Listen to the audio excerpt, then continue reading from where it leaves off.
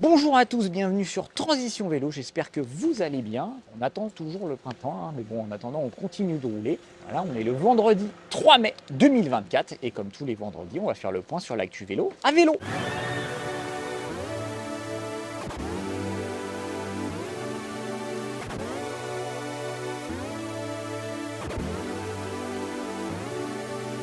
Alors avant de commencer, n'oubliez pas de vous abonner, on a toujours besoin de vous pour continuer à vous proposer des tests et des actus sur le vélo. Ce week-end se déroulait le festival Vélo in Paris au Parc Floral de Paris, derrière le château de Vincennes. C'était l'occasion de découvrir pas mal de nouveautés. On a notamment pu rouler avec le vélo cargo Longtail, le formidable de Galian. C'est quoi un vélo cargo Longtail? C'est un vélo avec une caisse à l'avant et un porte-bagages allongé à l'arrière, costaud pour pouvoir porter un adulte à l'arrière et deux enfants à l'avant, ou ses courses, un chien, etc. C'est un vélo qui est très bien conçu, notamment les deux portes à l'avant qui s'ouvrent de chaque côté pour pouvoir laisser les enfants monter tout seuls. On a aussi des poches, etc. Ce vélo est motorisé par le moteur Valeo Cycli qui embarque une boîte de vitesse 8 rapports automatique et qui développe un couple de 130 Nm, c'est énorme. Mais franchement, c'est vraiment indispensable pour ce type de vélo très lourd, surtout chargé. Voilà, c'est un vélo c'est un moteur qui pousse quand même vraiment pas mal. Son seul petit défaut, c'est le bruit, puisqu'il fait quand même pas mal de bruit. Même la version V3 qu'on a pu essayer siffle quand même un petit peu. Alors en ville, on l'entend pas trop avec les bruits urbains, mais dès qu'on va passer en mode extra-urbain, on va dire qu'on l'entend pas mal. Et c'est vraiment plus bruyant que les autres. Voilà, c'est un vélo qui est vendu 8000 € quand même en précommande encore. C'est le prix pour avoir le premier vélo cargo Longtail au monde. On a également pu rouler sur le Aouga Max, le vélo pliant de la société belge Aouga, son nouveau vélo pliant qui intègre la batterie directement dans le tube supérieur de 250 Wh, des pneus de 20 pouces assez larges, un moteur Bafang à l'avant dans la roue avant et un noyau à vitesse 7 vitesses Nexus 7 à l'arrière. Dommage qu'il n'y ait pas de courroie. En revanche, on conserve une chaîne. C'est un vélo qui pèse quand même 20 kg. Heureusement, ils ont mis des petites roulettes un petit peu partout pour pouvoir le faire rouler en mode trolley en avant, en arrière. Il est quand même bien équipé, garde-boue, etc.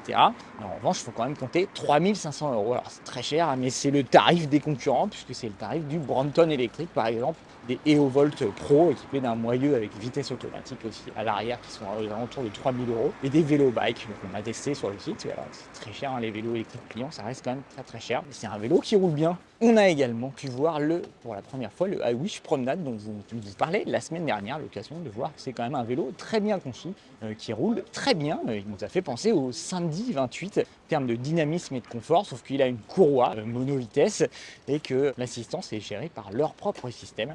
Ils ont développé à la manière du Bonjour Techno de VEFA, qui utilise également une courroie, un moteur moyen arrière et une cartographie qui a été conçue et créée par la petite société e-Bike Labs.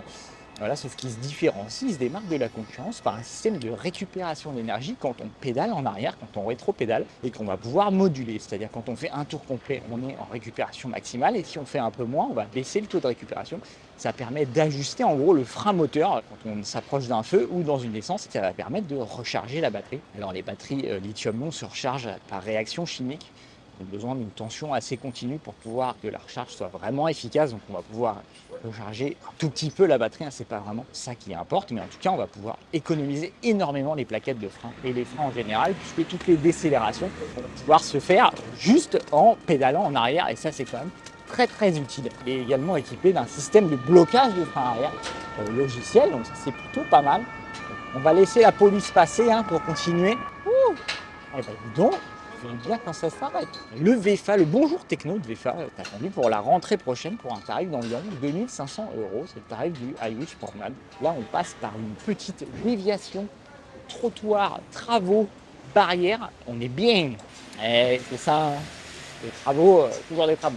Voilà, on a également vu l'énorme vélo Tern Orox, qui est un fatback Longtail. C'est un énorme vélo de 40 kg avec des pneus 27,5 pouces de 10 cm de large. Il embarque le moteur Performance Lansec le plus puissant de la gamme et deux énormes batteries de 800 watts. Tout ça pour pouvoir partir en camping, famille, ses enfants à l'arrière, son matériel de tente et pouvoir parcourir au moins 100 km. Ce gros vélo énorme qui vaut quand même la bagatelle de 6000 €. Alors on a également croisé le vélo Bassi qu'on avait déjà découvert en fin d'année dernière. L'occasion de découvrir qu'il hérite de deux nouvelles options. Le moyeu 3 vitesses qui pourra être remplacé par un moyeu 7 vitesses pour un peu plus de polyvalence et le cintre droit pourra être remplacé par un cintre un peu plus relevé et courbé également pour une position plus droite, un peu moins sportive. Côté vélo pliant, on a découvert également le vélo My Little Lulu développé par un inventeur de Chantilly qui avait besoin d'un vélo avec des pneus larges mais qui rentre dans les transports en commun. Il a développé son propre vélo avec une roue arrière sur rail qui va pouvoir s'avancer au niveau du cadre et après il se plie entièrement à la manière d'un Brompton. Particularité du My Little Lulu, c'est que le cadre est fait à 100 km de Paris puisqu'il a trouvé un fournisseur de tubes en acier chromoly proche de Paris et un industriel qui fait les soudures, etc. Également proche de Chantilly. Voilà, c'est un vélo qui est vendu moins de 2000 euros, presque un exploit pour un vélo artisanal, concurrence le Brompton qui est quasiment vendu le même prix. Voilà au niveau des tests, Mathieu a testé le casque Urban Air de la marque Casque. On voit beaucoup dans les grandes villes. Là, on comprend mieux pourquoi, puisque c'est quand même un casque très confortable, très pratique, bien conçu, avec des belles finitions. La visière est efficace. Voilà, il mérite qu'il ait autant de succès.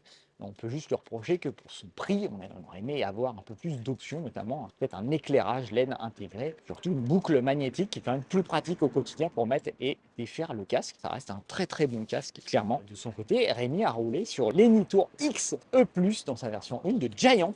Très bon vélo VTC électrique qui se prend clairement pour un VTT avec son gros moteur ZingDrive Pro de 85 Nm, sa grosse batterie 800 Wh et ses pneus Smart Sam quasiment de VTT. C'est un vélo vraiment qui a envie d'aventure. On va pouvoir aller toute la semaine au boulot avec et se faire plaisir le week-end en forêt, voire plus. C'est vraiment un vélo qui nous a plu. Moi, j'ai pu le rouler avec Rémi la semaine dernière. C'était vraiment sympa. Vous pouvez retrouver toutes ces actus et ces tests sur Transition Vélo. Tous les liens sont dans la description. N'oubliez pas également de vous abonner à la chaîne si ce n'est pas déjà fait. Activez les notifications pour être au courant de toutes les vidéos. Lâchez un petit pouce. Ça fait toujours plaisir et n'hésitez pas à poser toutes vos questions dans les commentaires. On se fera un plaisir d'y répondre. Voilà, c'est tout pour cette semaine. D'ici là, continuez à rouler et à vous faire plaisir à vélo. Voilà, et on se dit à la semaine prochaine.